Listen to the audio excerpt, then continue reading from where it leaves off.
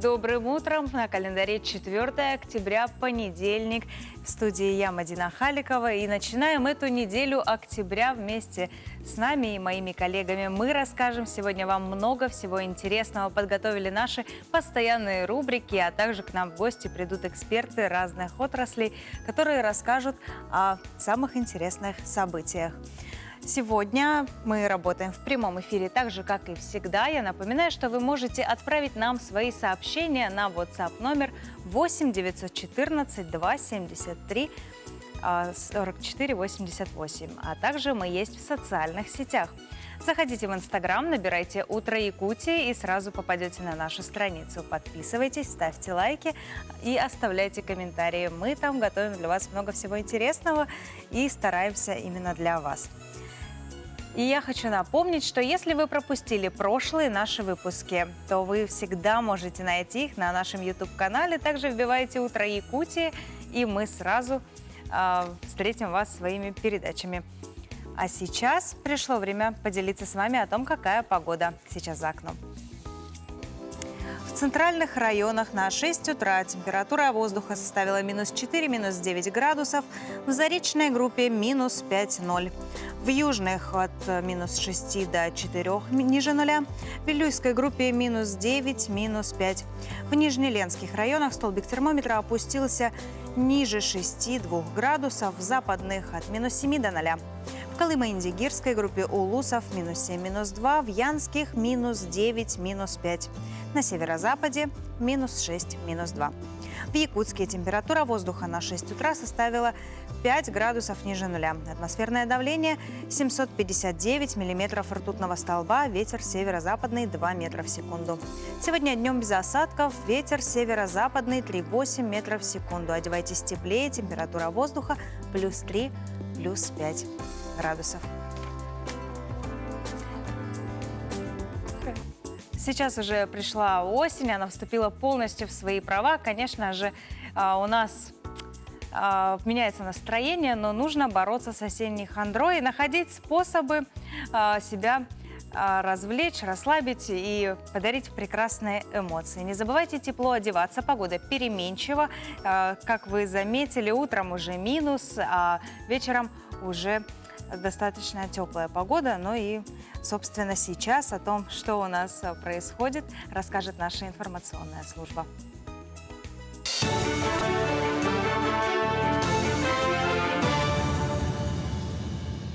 Индексация пособий. Детские и материнские пособия устанавливаются в фиксированных размерах и часто зависят от величины минимального размера оплаты труда и индексируются в феврале. В настоящее время минимальный размер оплаты труда составляет 12 792 рубля. С 2022 года он будет увеличен до 13 617 рублей. Следовательно, коэффициент индексации социальных выплат и пособий составит 4,3%. Отметим, этот показатель прогнозный. При определении размера пособия по беременности и родам для определения минимального суммарного размера среднего заработка устанавливается величина в 24-кратном размере минимального размера оплаты труда. В этом году она составила 307 008 рублей, а со следующего года сумма увеличится до 326 808 рублей. Родители, которые до сих пор не получили единовременную выплату на ребенка-школьника, могут подать заявление на нее до 1 ноября. Единовременная выплата в размере 10 тысяч рублей полагается одному из родителей детей в возрасте от 6 до 18 лет. При этом 6 лет ребенку должно было исполниться не позднее 1 сентября 2021 года. Выплата также полагается инвалидам, лицам с ограниченными возможностями здоровья в возрасте от 18 до 23 лет, обучающимся по основным общеобразовательным программам. Для получения выплаты нужно заполнить и отправить заявление. Самый удобный способ – через личный кабинет на сайте госуслуг. Центральный банк предложил усилить контроль банков за пополнением карт через банкоматы и терминалы с функцией приема наличных. По словам экспертов, мошеннические схемы с обналичиванием через банкоматы распространены, а у кредитных организаций есть возможность детектировать такие операции. Представитель ЦБ отметил, что антифрод процедуры и сейчас работают на стороне банка-получателя. Усиление внимания необходимо в связи с тем, что злоумышленники используют схемы, провоцирующие граждан на внесение средств на счета мошенников сотрудников через банкоматы, в том числе с функцией приема наличных. В России ведутся переговоры о запуске платформы для белых хакеров, которые ищут уязвимости в системах и продуктах и получают за это вознаграждение. Платформу могут реализовать на базе национального киберполигона, созданного Ростелекомом. Обсуждение этой инициативы подтвердили в Минцифры. Услугами белых хакеров уже пользуется один из интернет-банков. Еще несколько заинтересованы обратиться к ним в перспективе, сообщили в кредитных организациях. Разработчики контрольных измерительных материалов ЕГЭ из Федерального института педагогических измерений начинают серию онлайн-консультаций на все 100 для будущих участников экзаменов и преподавателей школ, которая продлится до 22 октября текущего года. На консультациях расскажут о структуре и содержании экзаменационной работы, об изменениях в заданиях, как правильно выстроить работу по подготовке к ЕГЭ и как избежать типичных ошибок. Консультации будут вестись по всем предметам, а также по итоговому сочинению. Онлайн-трансляции на странице Роспотребнадзора ВКонтакте и на Ютубе. Видеозаписи консультаций будут опубликованы на интернет-ресурсах Рособорнадзора и ФИПИ. Спасибо, Валерия. Ну а мы продолжаем наш эфир. И расскажите, как вы заставляете себя утром подняться с кровати? Мне необходима, конечно же, зарядка, потому что без активного образа жизни я даже не представляю свой повседневный быт. Ну а сейчас пришло время для утренней зарядки вместе с нами. И Валерия Олесова, чемпионка Игорь Манчары по национальным прыжкам, подготовила для нас несколько упражнений. Повторяйте за ней. Доброе утро, дорогие телезрители! Меня зовут Валерия Олесова, и я являюсь абсолютной победительницей игры Манчары по якутским прыжкам. Сегодня я вам покажу несколько базовых упражнений, чтобы быть всегда бодрым и держать свое тело в тонусе. Первое упражнение. Исходное положение, ноги врозь, руки на пояс. Выполняем круговые вращения головой. Начали. 1, 2, 3, 4. 1, 2, 3, 4. В другую сторону. 1, 2, 3, 4. 1, 2, 3, 4. И 1, 2, 3. Закончили. Второе упражнение. Исходное положение также ноги врозь. Поднимаем правую руку наверх и делаем рывки руками назад. Начали. 1, 2, 3, 4. 1, 2, 3, 4. 1, 2, 3, 4. И 1, 2, 3. Закончили. Третье упражнение. Также исходное положение. Ноги врозь, руки на пояс. Выполняем наклоны направо и налево. Начали. 1, 2, 3, 4. 1, 2, 3, 4. И 1, 2. Закончили. Следующее упражнение – это исходное положение. Ноги вместе. Наклоняемся вперед. Пытаемся достать до земли, до пола. Начали. 1, 2, 3, 4. 1, 2, 3, 4. 1, 2, 3, 4. И 1, 2, 3. Закончили. Следующее упражнение – это у нас будут выпады вперед правой и левой ногой. Начали. 1, 2, 3, 4. 1, 2, 3, 4. 1, 2, 3, 4. Закончили. На этом, дорогие телезрители, я с вами прощаюсь и желаю вам отличного дня. Пока! Спасибо, конечно, Валерии. Мы все взбодрились. И скажите, вы будете повторять эти упражнения дома? Я жду от вас ответов в наши социальные сети. Ну а мы продолжаем. Сегодня свой профессиональный праздник отмечают военнослужащие воздушно-космических войск, рода войск в составе воздушно-космических сил Вооруженных сил Российской Федерации. Этот профессиональный праздник приурочен ко дню установлен указом президента Российской Федерации от 31 мая 2006 года и приурочен ко дню запуска первого искусственного спутника Земли 4 октября 1957 года. Военными специалистами космодрома Байконур был запущен первый в мире искусственный спутник Земли, который успешно выполнил свою поставленную задачу. День космических войск – это праздник тех, кто посвятил себя работе над созданием космических аппаратов оборонного полигона и оборонного назначения, кто осуществлял и осуществляет их запуски. Ну а какие еще события произошли в этот день, чем он отметился в календаре, сейчас расскажем в нашей постоянной рубрике «Даты и события».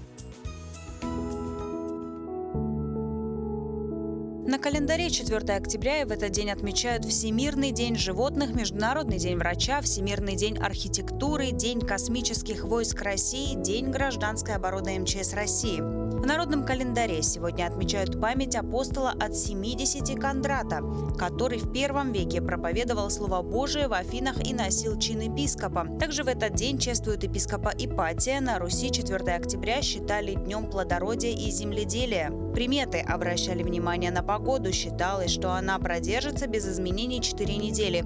Также знали, что если при резком северо-восточном ветре светит солнце, то зима будет холодной. В этот день Папа Римский Григорий XIII ввел григорианский календарь. В Крыму заложен Никитский ботанический сад. Русский адмирал Невельской поднял на Сахалине российский флаг. Завершился рекордный полет советского дирижабля СССР с 3 двигателями. Он провел в воздухе 130 часов 27 минут. В СССР произведен запуск первого искусственного спутника Земли. Родились в этот день Карл IV, король Швеции, Франческо Салимена, итальянский художник эпохи позднего барокко, Григорий Потанин, русский географ и писатель, исследователь Центральной Азии, Виталий Гинзбург, советский и российский физик, академик Академии наук СССР и лауреат Нобелевской премии, Алисия Сильверстоун, американская актриса и модель, Лена Катина, экс-солистка группы Тату, Дакота Джонсон, американская актриса и модель. Именины празднуют Александр, Алексей, Андрей, Валентин, Василий, Владимир, Даниил, Дмитрий, Иван, Иосиф, Исаакий, Константин, Петр.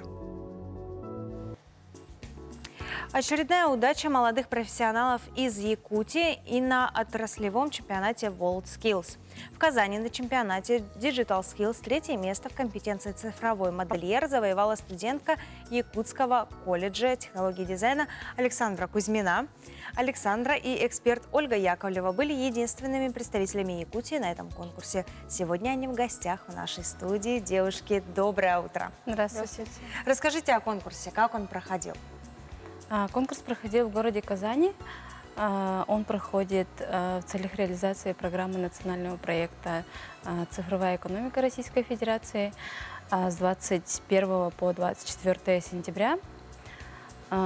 Конкурс проходил немножечко в напряженных условиях, потому что участников было 5, были мы с Якутии, Санкт-Петербурга и 3 участника из Татарстана.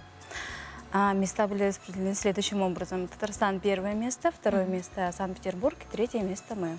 Ну, я вас с этим поздравляю. Наверняка вы уже получили миллион поздравлений от ваших земляков, от наших земляков. Большая была конкуренция, действительно, или напряженная борьба? Да, там вот. Получается, Татарстан, они же создатели компетенции, ну, менеджер. А Санкт-Петербург, они тоже развиваются в этой сфере, и получается, мы тоже не отстаем и тоже как бы поспеваем за ними. Расскажите, собственно, что такое цифровой модельер и что именно оценивает жюри? Цифровой модельер – это технология будущего, то есть в будущем не надо будет ходить в ателье за примеркой несколько раз. Это надо будет прийти 1 раз, зайти в боди-сканер, где создадут вашу электронную копию, и после этого прийти только за готовым изделием, которое будет идеально это, сидеть. конечно, идеальный вариант, потому что не всегда есть время найти время. Александра, как вообще готовились, как долго времени потребовалось на то, чтобы как-то освоить эту профессию, цифровое моделирование? Я начала вообще заниматься по этой программе еще с прошлого года, получается, с конца прошлого года. И вот с этого времени мы так изучаем ее, и добились таких результатов уже вот сейчас. Почему пришла идея вообще создания и участия в этом конкурсе? Как вы решились? Меня позвали. Ну, этот чемпионат проходит в рамках WorldSkills Russia. Это отраслевой чемпионат цифровых компетенций, то есть, да. И мы участвовали там впервые, были единственными представителями из республики. Было участников около 300 человек со всех регионов России.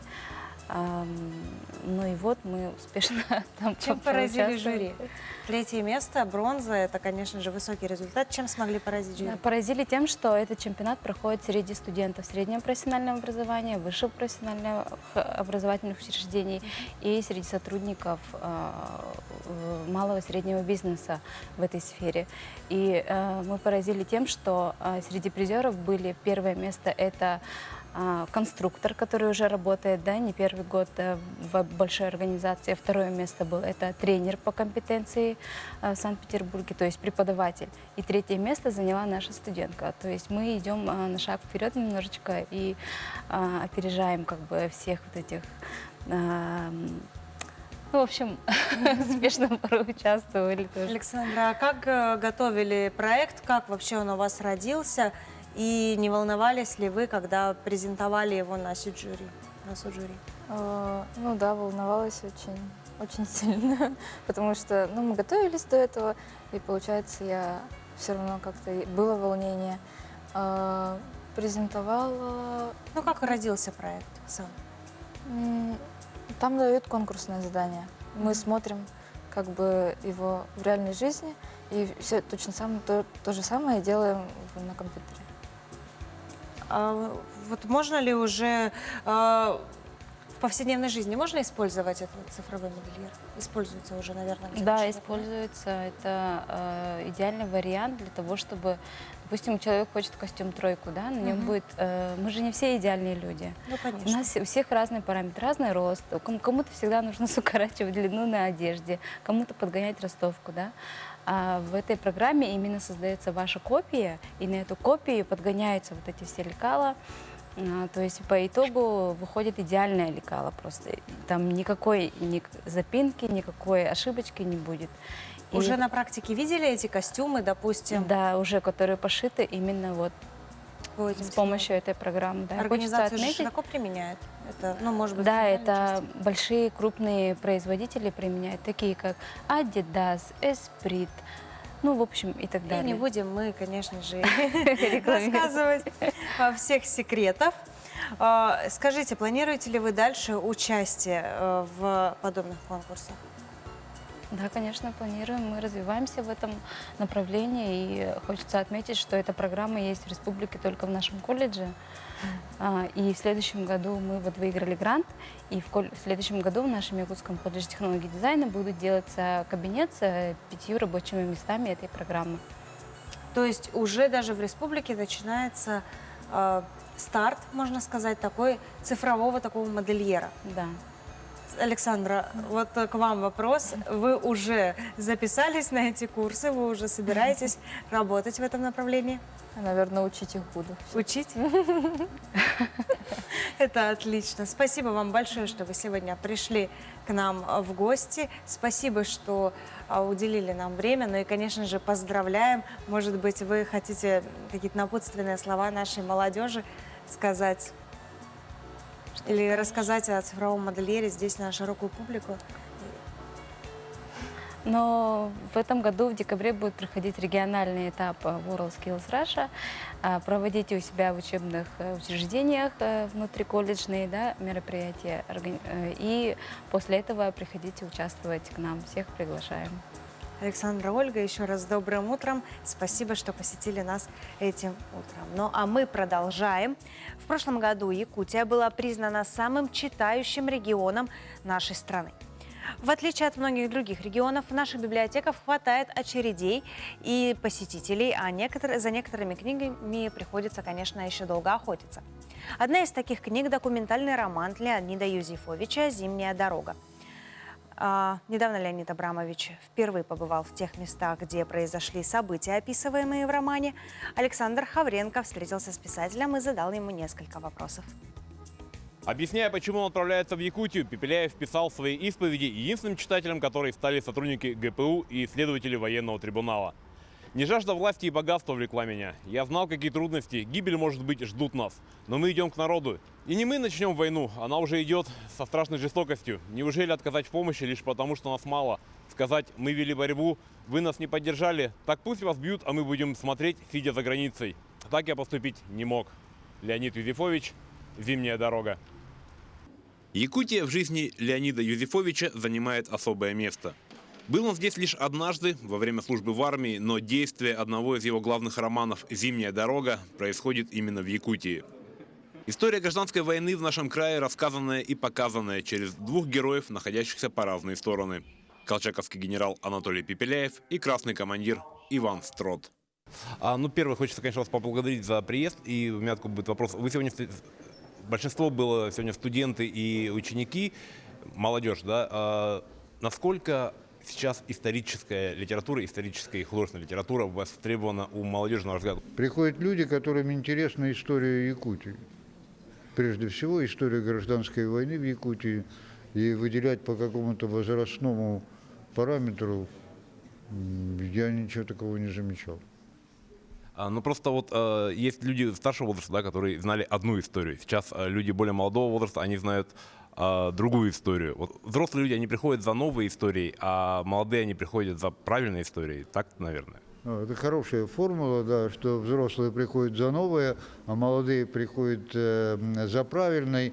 Но мне кажется, я не заметил, я вообще этого не замечаю. Вот на встречах люди приходят за историей, и люди понимают, что единственной правильной истории нет.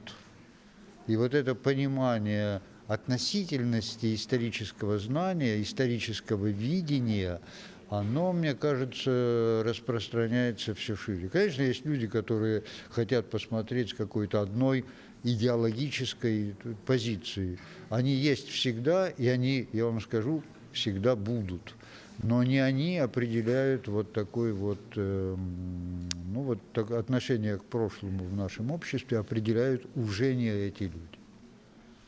Написание исторических романов – это, прежде всего, работа с архивами, разговоры с очевидцами, но всегда ли все вот эти исторические факты – это реальные факты?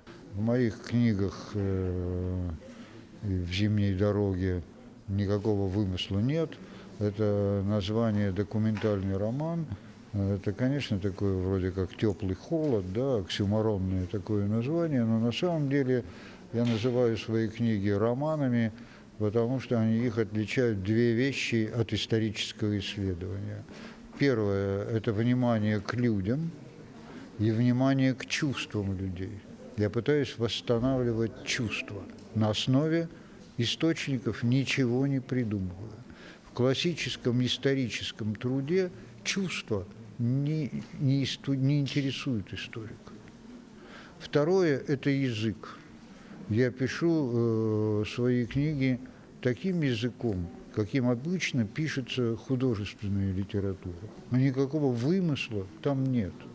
Там есть только мои рассуждения по поводу этого. Поэтому никакой фантазии, фантазия исключается вообще. Для этого и существует та моя часть, которая не писатель, а историк.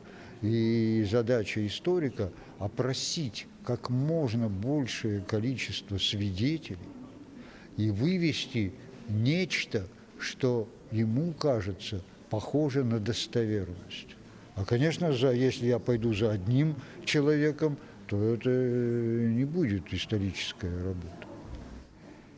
В нескольких ваших интервью я читал, когда вас спрашивали, так все-таки, кому вы больше симпатизируете, вы никогда не говорили, что вот ему или ему. А я хочу немножко перефразировать. Если бы сейчас вдруг мы перенеслись в то время, и вам сказали, за Строда или за Пепеляева пойдешь, за кого? Да нет, это все гипотетические ситуации, они изначально ложные. Потому что вы не знаете, как вы себя поведете, если вы окажетесь на необитаемом острове. Вот вас спрашивают. Вот если вы окажетесь на необитаемом острове. Ну, это все из той же оперы. Но я отвечаю на этот вопрос словами, и вот у нас есть замечательный писатель, современный, относительно молодой, Алексей Иванов, и он написал книгу о Пугачевском бунте. Естественно, журналистам, которым всегда нужно задать этот вопрос, они к нему немедленно прибежали с вопросами: а за кого вы? За пугачевцев или за правительственные войска Екатерину II? На что он им ответил так, как и я могу ответить. На чьей вы стороне? Не на чьей. Но в каждом отдельном случае я на стороне отважных. Спасибо большое. Спасибо. Леонид Юзефович, конечно же, живая легенда, и всем, кто хочет изучить историю немного глубже, чем она описана в профильных учебниках, советуем почитать книгу «Зимняя дорога». Там рассказываются события, происходящие в годы гражданской войны. Ну а мы переносимся в мир современный, и о зимних дорогах уже поговорим о наших городских зимних дорогах. Конечно, выпал снег, и все заметили, что на дорогах образовалась гололедица, и, конечно, очень много аварий из-за этого происходит. Особенно с виновниками чаще всего становятся те люди, которые не позаботились заранее о том, чтобы переобуть свои автомобили, и на летней резине часто становятся виновниками ДТП. А есть и те, кто совершенно безответственно покидает место аварии, оставляя человека один на один со своим происшествием и не задумываясь о дальнейших последствиях. Вот что делать в такой ситуации и как же все-таки разобраться и получить свою, допустим, страховую выплату, расскажет наш юрист. Давайте послушаем. Доброе утро, дорогие автолюбители! Сегодня мы поговорим о ваших сложностях при ДТП. Сегодня мы разберем ДТП, где виновник покинул место дорожно-транспортного происшествия. Зачастую это мелкие аварии, которые происходят во время движения на перекрестках, когда вас задели, поцарапали машину и уехали с места ДТП, или, к сожалению, возле вашего дома. То есть это тоже дорожно-транспортное происшествие, когда вашу машину поцарапали. Что же делать? Для того, чтобы обратиться в страховую компанию, нам нужно какие-то доказательства, что дорожно-транспортное происшествие произошло. Поэтому, если речь идет о том, что на перекрестке вас задели и уехали, вы останавливаетесь, выставляете все необходимые знаки и вызываете госавтоинспекцию. Сообщаете о том, что виновник покинул место дорожно-транспортного происшествия. Если у вас установлен видеорегистратор, вы сообщаете также марку машины, ее цвет, возможно, успели заметить или записали номер. Если нет, то также сообщайте, что вот в такое-то время произошло дорожно-транспортное происшествие, что примерная марка автомашины такая-то, цвет такой-то. И создают все необходимые документы о том, что ДТП произошло. Далее идет следствие, в ходе которого должны установить, кто же был виновник. То есть на дорожном полотне в течение промежутков у нас установлены дорожные камеры, которые фиксируют не только правонарушение, но и просто движение автомашин. А благодаря этому будет установлен виновник дорожно-транспортного происшествия. Его привлекут к административной ответственности, то, что он покинул, получается, место аварии. Ну а вы сможете благополучно, если у него есть страховка, обратиться, предоставляя все необходимые документы в свою страховую компанию. Что подтверждает? Подтверждает, например, решение Московского городского суда от 6 февраля 2018 года. Это достаточно свежая, еще есть более свежая практика, где суд, несмотря на то, что виновник покинул место аварии, что мотивировал доказательствами, что не он поцарапал, что повреждение у его автомашины другого характера, суд встал на сторону потерпевшего и привлек виновника к административной ответственности и ограничил управление транспортным средством, лишив прав на 1 год. То есть это доказывает то, что нам необходимо только обратиться. Если речь идет о происшествии во дворе, то есть также мы ищем свидетелей, заявляем госавтоинспекцию о том, что произошла вот такая неприятность, да, что повредили автотранспортное средство, что виновник вами не установлен, но вы можете назвать контактных лиц из числа соседей, которые видели, что отсюда отъезжала автомашина такой-то марки, такого-то номера. Это уже, конечно, усложнит процесс доказывания, но в ходе следствия вполне возможно, что во дворе паркуются одни и те же машины по характеру повреждений. Собственник виновник автотранспортного средства, которому нанесен ущерб вашему автомобилю, будет также установлен, и вы также обратитесь либо в порядке своей страховки или в судебном порядке с виновника будут взысканы денежные средства. Будьте осторожны, внимательны и, конечно, дорогие автолюбители, уважайте друг друга. Спасибо, Вероника. Всегда ваши советы нам очень полезны и очень помогают. Но я еще раз хочу обратиться к водителям. Будьте ответственны. Понимайте, что вы не единственный участник дорожного движения. И все-таки нужно уважать друг друга на дорогах. Ну а продолжая тему автомобилей, хочу рассказать, что 22-летний житель Санкт-Петербурга Георгий Магаков занимается реставрацией автомобилей, которым уже более 40 лет. Популярность парню принесла его новая работа, ставшая звездой в социальных сетях, полностью обтянутая коврами ВАЗ-2101. Имя агрегата – своего рода каламбур. Машина была названа в честь подруги Георгия Лины и любимой части привычного многим советского интерьера ковра, а точнее ковров. Молодой человек решил не обтягивать машину одним полотном. По его мнению, куда интереснее смотрится разнообразный орнамент. Поэтому на создание ковролины было потрачено около 10 ковров. Покупал их Георгий через интернет. Поиск занял около 2 месяцев. Идея необычного дизайна авто возникла в тот момент, когда Георгий увидел работу дрифтера Федора Воробьева. Его машина была обклеена пленкой с изображением ковра. Несмотря на неприспособленность к погодным капризам, машина проста в уходе. Молодой человек просто выбивает авто, а в трудных случаях обращается к мойке. Георгий не ожидал, что его работа обретет большую популярность. Ковролина получает в свой адрес множество комплиментов как на дорогах, так и в социальных сетях. Молодой человек планирует продолжить работы по реставрации старых автомобилей и признается, что у него еще много идей. С ковролиной он расставаться не собирается, поэтому даже не думает о продаже авто.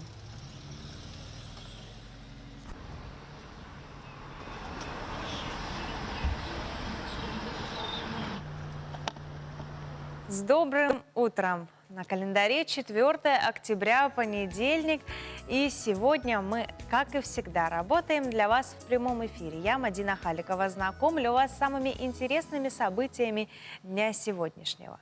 Я напоминаю, что у нас работает WhatsApp номер 8 914 273 44 88, а также есть мы в социальных сетях. Наш инстаграм-аккаунт «Утро Якутии». Заходите в приложение, вбиваете в поиске и сразу же нас найдете.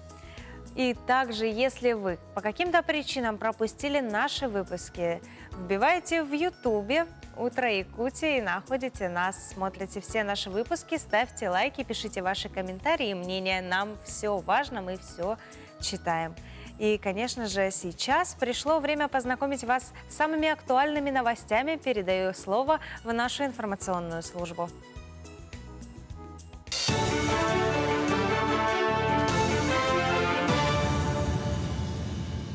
Глава Счетной палаты России Алексей Кудрин спрогнозировал, что на специалистов в сфере креативной индустрии в ближайшие десятилетия будет большой спрос.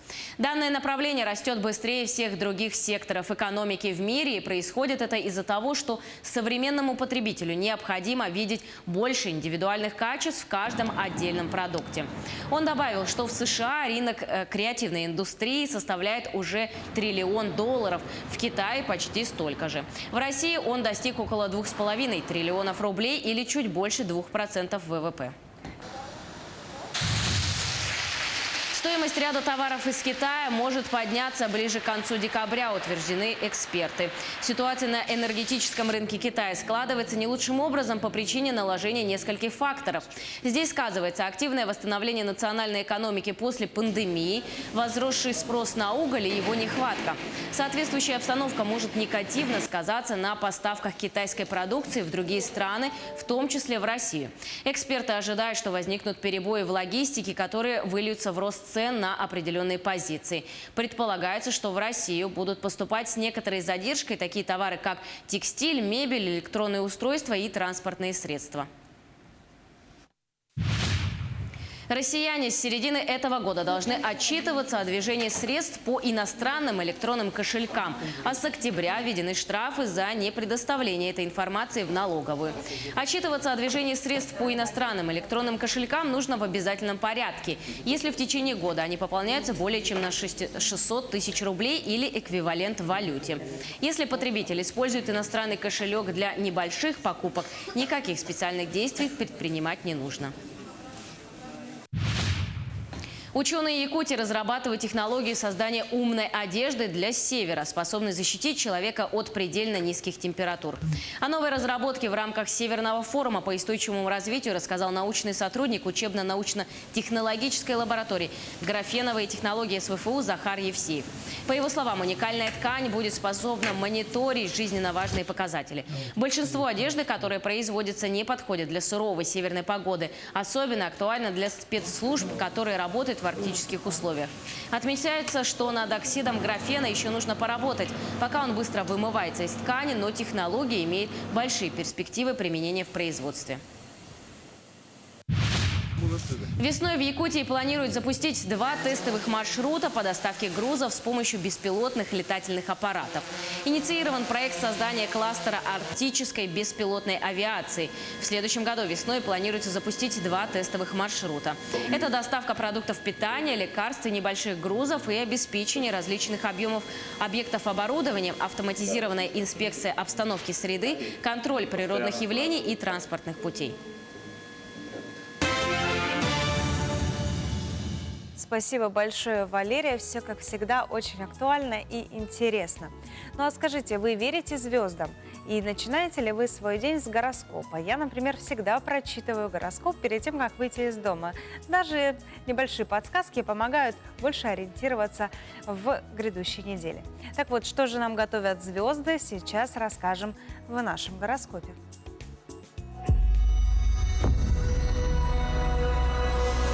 Астрологическая обстановка этой недели наполнит жизнь овнов приятными событиями. Вы найдете нетривиальное решение старой проблемы. Благоприятные обстоятельства помогут настроиться на позитив и уверенно посмотреть в будущее. Неделя будет для тельцов приятной и спокойной. Свободное время нужно направить на устранение недосказанности в личных делах. Нет таких вопросов, которые вы не сможете решить. Больше такта в общении, и вы осуществите любое желание. Близнецы на этой неделе смогут смело внедрять инновации в жизнь. Можно попробовать себя в новых делах и освоить новое хобби. А вот в финансовых вопросах нужно проявить осторожность. Крупные покупки перенесите на следующую неделю.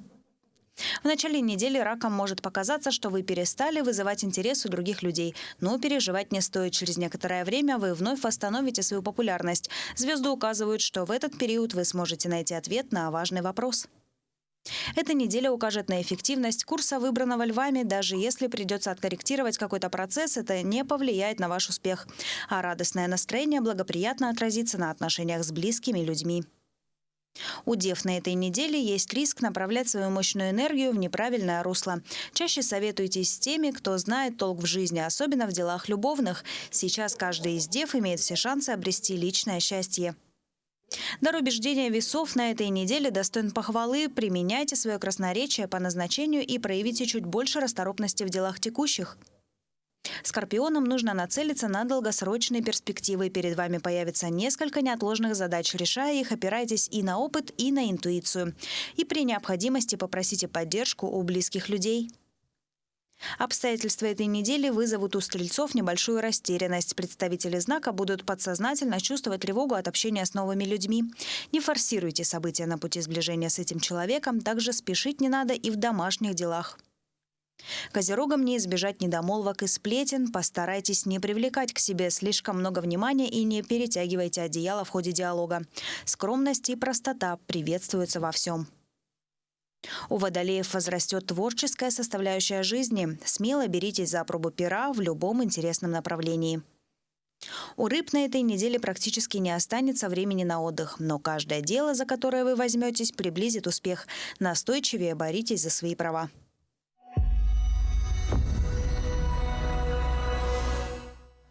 Прислушивайтесь к советам звезд, они иногда дают верные направления для следующего нашего пути. Ну а сегодня еще одних звезд встречает Биробиджан. Наш Якутский театр юного зрителя приехал на гастроли в Еврейский автономный округ. Труппа в составе 14 человек отправилась в Еврейский автономный округ и до 11 октября представит программу в рамках проекта «Большие гастроли детям». Зрителям покажут пушкинскую сказку о рыбаке и рыбке и постановку по пьесе Екатерины Ткачевой «Мой маленький бог». В ней рассказывают об отношении детей и родителей, постановку немного изменили и представят в более современном формате. А вот сказка о рыбаке и рыбке пройдет в классической интерпретации. Скажи, что делать этому фанту? Да, не по классической схеме. Это вот спектакль такой, что вот это проблема вот молодежи между двумя вот такими родителями и с детьми. Вот это проблемы такие. И поэтому вот я думаю, что вот смотрят и вот это увидят, наверное. Вот так. Мы работали, поэтому вот мы все время работали, онлайн, вот так работали, поэтому не очень трудно было, потому что вот этот спектакль уже тоже вот и мы играем здесь, и поэтому никакой сложности такой не было, конечно. Но одежда, вот сказки о рыбаке и рыбке уже давно, уже в прошлом году уже там, и поэтому вот рыбку только вот еще репетируем сейчас. Моя роль в этом спектакле зовут Утка, то есть умная маленькая школьница, которая дружит с некой крутой бандой. Мне это близкая роль, потому что я человек тоже в реальной жизни тоже стеснительный. Мне несложно было создавать эту роль, то есть и рост мне помогает, и не психологическая, там драматическая роль, поэтому мне очень легко было. Кроме того, с 1 октября Республиканский ТЮЗ запустил театральный сезон. Попасть на спектакли можно в том числе и по Пушкинской карте. Так что зрители от 14 до 22 лет призывают воспользоваться этой возможностью. И напоминают, что билеты нужно оформлять заранее, так как за час до мероприятия продажа по Пушкинской карте приостанавливается. Главное – это карьера. Год назад ушел из жизни талантливейший человек, музыкант, аранжировщик, бессменный руководитель оркестра государственного цирка Андриан Егоров. 6 октября в 18 часов Государственный цирк Якутии имени Марфы и Сергея Расторгуевых проводит эксклюзивный концерт «Jam Sessions» длиною в жизнь, посвященный памяти Андриана Анатольевича Егорова. И сегодня у нас в гостях музыкант Егор Ефремов. Егор, здравствуйте. Здравствуйте, Ефимов. Егор Ефимов. Егор Ефимов, извините меня, пожалуйста. Мы сейчас сделаем небольшую паузу и после нее подробно пообщаемся об этом концерте. Давайте прервемся.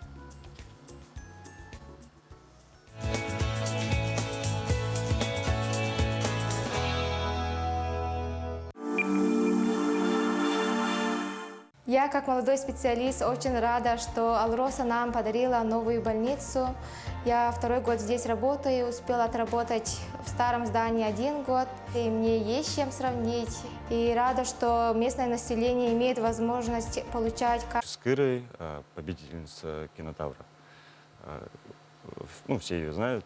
К сожалению, многие артисты либо в разъездах, либо по каким-то другим причинам не могут участвовать в нашем концерте, но тем не менее мы попытались собрать всех тех, кто долгое время работал непосредственно с Андрианом Анатольевичем Егоровым, которому и посвящен наш концерт. Что будет в программе? В программе будет абсолютно разная музыка, но, конечно же, те, кто знал Андриана, знают, что мы сделаем большой упор на джазовую эстрадную музыку. Как вы вообще давно пришли в музыку? И, наверное, Андриан был для вас наставником большим. Вот расскажите о своей истории, чему он вас научил. Я занимаюсь музыкой уже 23 года. Последние 9 лет, получается, ну, уже в более таком взрослом, Более осознанно. да, более осознанном возрасте я занимался музыкой вместе с Андрианом Анатольевичем. И, конечно же, он оставил неизгладимый след в моей жизни навсегда. Он был одним из самых близких людей. Мы вместе и писали музыку, и выступали, и в этой студии мы записывались несколько раз. И в эфирах тоже принимали участие в НВК «Саха», и на радио, и где только не были, где только не выступали. Познакомились мы в 2012 году. Я уже неплохо играл тогда, но, правда, в основном классику играл. Учился я у Инуны Михайловны Упхоловой, а это такой вот среди музыкантов бренд. И Андриан Анатольевич, конечно же, об этом знал. Он поставил мне... Мы тогда с Андреем Адамовым, с моим другом, ставили экспериментальные спектакли. Вот, и я писал музыку. Мне было всего там лет 18, по-моему. Вот. И случайно... У меня не было своего инструмента, случайно я попал в цирк. И, в общем, Андриан Анатольевич пришел, поставил мне ноты, я сыграл, и он меня взял буквально через 2-3 месяца на работу в цирк. До сих пор я... До сих пор там работаете? Да. Год вы уже без своего руководителя, без своего наставника работаете. Что-то поменялось в работе? Или, может быть, стало как-то сложнее работать по ощущениям, морально? Морально, эмоционально, конечно, намного. Это для нас был большой шок. Мы потеряли нашего самого главного, нашего босса. Вот. И в первую очередь, конечно, друга. Как друга его не хватает. Ну а по работе мы продолжаем его дело. Конечно, для нас музыкантов вообще по пальцам пересчитать. Я имею в виду джазовых, да? И потеря одного бойца — это для нас очень большой такой сильный удар. Я знаю, что у вас есть песня, которую вы посвятили вместе с группой Норма Джин Андриану. Собственно, расскажите, пожалуйста, о чем эта песня и можно где ее послушать, на всех ли она площадках доступна? Песня называется «Not in this world» на английском языке. Я пишу в основном на английском языке. Вот. Музыка написана Максимом Бордонским, лидер группы Норма Джин. Также он артист оркестра Государственного цирка. Вот. Он мне предложил практически сразу же после смерти Андриана, предложил написать текст на его музыку, на мелодию, на его набросок. Я довольно-таки быстро написал, текст имеется в виду. Мы вместе сыграли на сольном концерте Нормы Джин, который был в Театре эстрады. Вот. И на концерте эта песня прозвучит обязательно уже в более такой осознанной аранжировке. То есть песня тоже должна пройти какой-то путь временной, так, чтобы она оселась.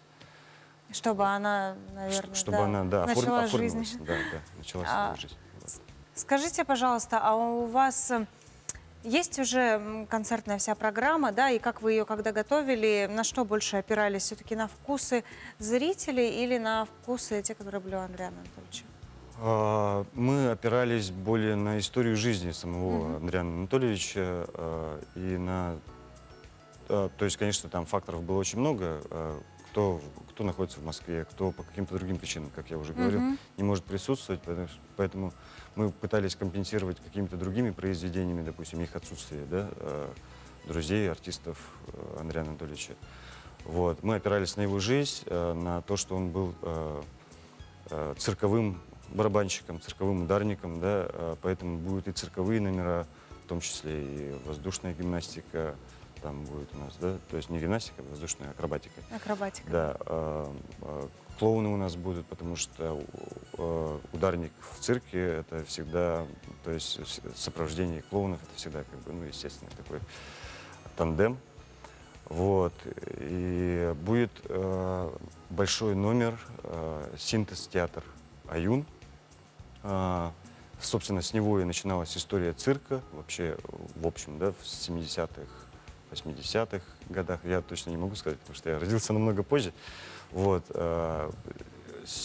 синтезиатор будет, там смешанные такие стили, то есть там есть и жонглирование, и песни, по-якутски, если сказать, ира-таюк, да, вот, то есть такой вот.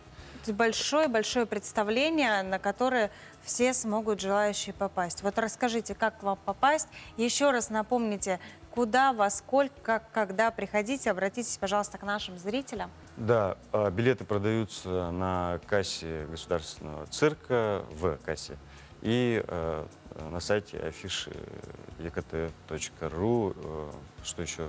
Хотелось бы добавить, что, конечно же, основной упор мы на концерте сделали на джазовую музыку. Конечно. Вот. Мы подготовили, я считаю, что шикарнейшую, наисложнейшую в плане и технической, и музыкальной программу. Вот. Будем стараться сделать для вас этот вечер незабываемым. Приходите, пожалуйста, к нам. Я думаю, что будет очень душевно, здорово. Вот. Спасибо большое, что позвали. Спасибо вам, что пришли сегодня к нам этим утром, не пожалели своего времени. Ну и, конечно же, мы призываем всех зрителей наших прийти на этот концерт. И сами с удовольствием будем следить за концертом, и сами сходим, и обязательно расскажем об этом в наших эфирах. Напоминаю, что у нас был в студии Егор Ефимов, музыкант. А мы сейчас продолжаем нашей традиционной рубрикой «Сад-огород». Сегодня мы предлагаем вам послушать рецепт вкусных огурцов по-корейски от Яны Лукачевской, жительницы села Улаха-Ан. Это осенние огурцы. Осенью уже по ночам холодно, поэтому они мелкие, возможно, и не очень красивые. Но вот именно из осенних огурцов я готовлю огурцы по-корейски. Ой, расскажите, да, пожалуйста. они считаются не сортовыми, но именно вот для этого салата они хорошо подходят. Обычно их, вернее, режем те, что помельче, кружочками, а если покрупнее, то уже делим. Так, закладываю в емкость, туда же морковку натираю на терке, и вот туда же идет свой чеснок. Ну и приправа корейская, заправка для моркови. Яна Геннадьевна, а давайте еще раз расскажем. Вот он, такой вот салат получился, да, и он очень простой, и мне больше всего понравилось, что не нужно не варить вот эти маринады, да, и все очень просто. Расскажите еще раз, что нужно для корейского салата? Главный ингредиент – это огурчик, морковка, чеснок, ну и солим, перец и немножко, совсем немного уксуса кладу. Уксус ведь кладут для того, чтобы продлить его срок хранения. Ну и вот заправка корейская. Готовлю, еще раз скажу, вечером и утром уже в стерилизованные банки закладываю. А вы вечером вот нарезали, да, вот это все смешали, вы в холодильник ставите? Нет, или в комнате. При комнатной температуре? А банки сколько вы стерилизуете? Я их в духовку ставлю минут на 15. Ну, допустим, с килограмма огурцов получается сколько баночек? Банок где-то 8, по-моему, 800-граммовых получается банок, потому что полкилограмма моркови. И получается вот этим же и рассолом, ну как бы вот заливаю как он обратно. Получился, так маринад, да? И вы заливаете. Был последний выпуск рубрики «Сад-огород» в этом сезоне. Дачные дела завершены, все банки закатаны, урожай собран, соленья и варенье на зиму заготовлены. А мы от всей души благодарим наших садоводо-огородных экспертов Варвару Ивановну и Ольгу Шиханову, которые каждую неделю делились с нами и нашими зрителями своими секретами и тайными знаниями. И помогали всем дачникам, зрителям нашей программы. Попрощаемся с ними до февраля. А в феврале мы возобновим нашу рубрику «Сад-огород» и подготовим для вас еще больше полезных, нужных и важных советов и по оформлению своего огорода, и по оформлению дачных домиков, а также по посадке и заготовке различных овощей, фруктов и ягод. У нас для вас есть поздравления. Конечно же, мы работаем в прямом эфире, и нам приходят в социальных сетях поздравления различные. Вот, например, «Доброе утро любимого брата Борисова Артема, служащего в армии в Чите. Поздравляем с днем рождения. Желаем здоровья, отличной службы. Целуем мама, Шура и родные, дядя Федор из Татинского Улуса». И на этом мы с вами заканчиваем. Спасибо, что встретили это утро вместе с нами. Начинайте неделю правильно и хорошего вам настроения и, главное, здоровья.